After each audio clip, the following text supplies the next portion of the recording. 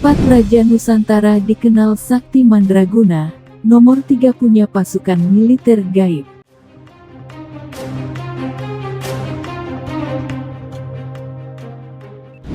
Kesaktian orang-orang terdahulu kini hanya menjadi cerita semata.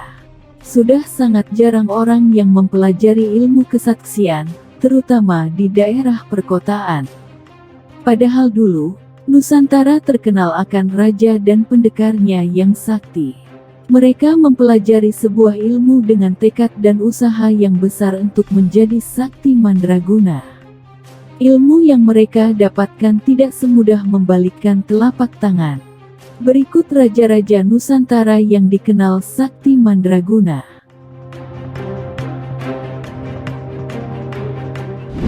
1.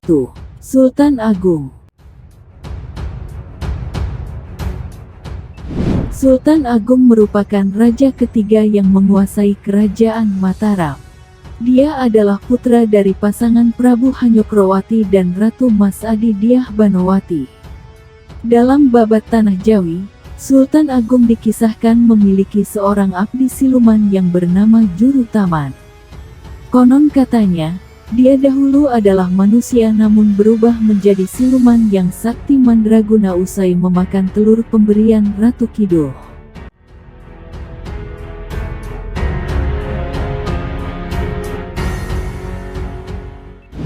Jurutaman menjadi abdi paling setia dan sakti yang dimiliki Sultan Agung.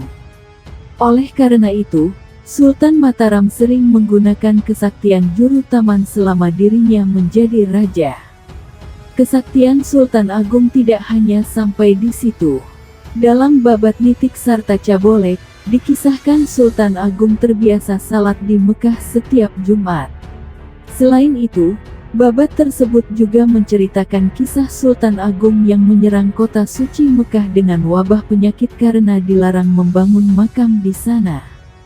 Karena marah, Raja Mataram tersebut meminta bantuan Nyi Roro Kidul untuk menyerang Mekah dengan wabah penyakit. Barulah setelah sang raja memaafkan, wabah tersebut hilang.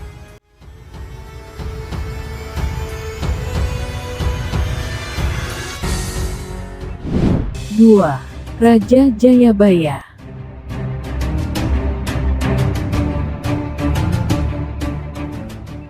Raja Jayabaya terkenal akan ramalannya tentang Nusantara.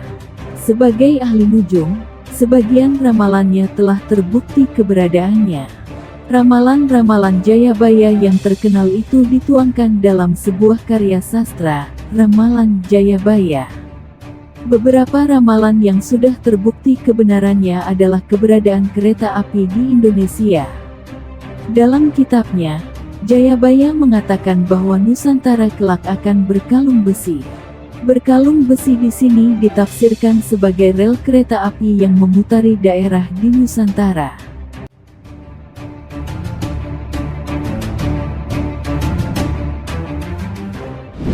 Selain itu, raja yang berhasil membawa kerajaan Kediri ke masa jaya ini tidak diketahui letak makamnya sampai sekarang.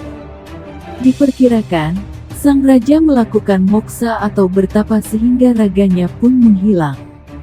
Lokasi moksa sang raja diketahui berada di Desa Menang, Kecamatan Pagu, Kediri, Jawa Timur.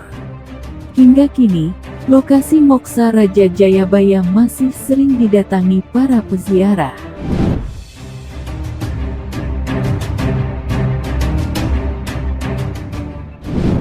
3. Prabu Siliwangi.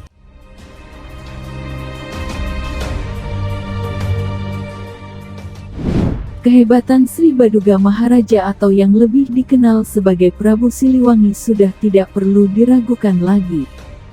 Kerajaan Pajajaran mencapai masa jayanya ketika dipimpin Prabu Siliwangi. Dikisahkan, Prabu Siliwangi pernah mengalahkan dan menaklukkan Maung Bodas, sang macan gaib, dengan kesaktiannya.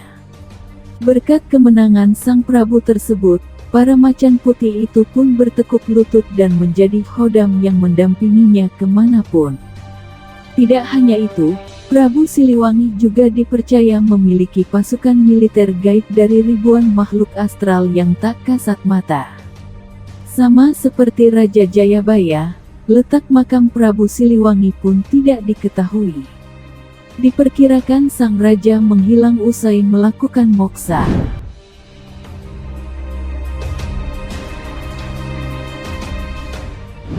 4. Prabu Brawijaya kelima.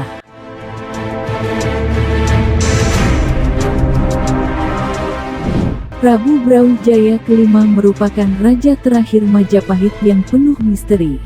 Ia juga melakukan moksa dan menghilang bak di telan bumi. Tidak diketahui di mana makam dan jasadnya. Dikisahkan, Prabu Brawijaya kelima pernah bersembunyi dari kejaran anaknya, Raden Patah, di puncak Lawu. Selain menghindari sang anak, Prabu Brawijaya juga menghindar dari Adipati Cepu yang memiliki dendam padanya. Merasa terus dikejar, memunculkan rasa sakit hati pada sang Prabu. Dia pun mengucapkan sumpah yang melarang keturunan Adipati Cepu maupun masyarakat Cepu naik ke Gunung Lawu.